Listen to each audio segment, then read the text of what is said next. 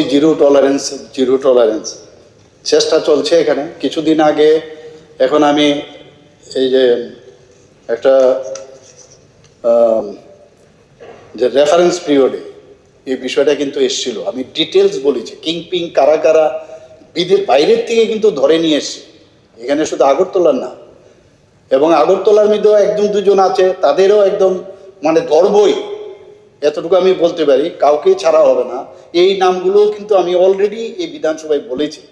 এই জিরানিয়ার ঘটনাটা যে বললেন, আরেকটা বিষয় যেটা হয় অনেক সময় প্র্যাকটিক্যাল প্রবলেম যেটা হয়, যখন কোর্টে যখন উঠে দেখা যায় যে উইটনেস কিন্তু পাওয়া যায় না।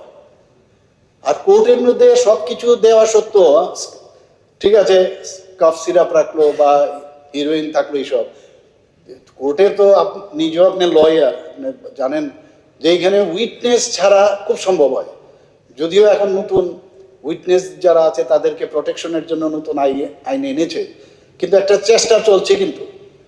এবং পার্সেন্টেজের কথা বললে নো ডাউট এখানে কিন্তু যে পার্সেন্টেজ আছে আপনি যেটা বলেন 3.06%, কিন্তু বিষয় হচ্ছে আগে যেরকম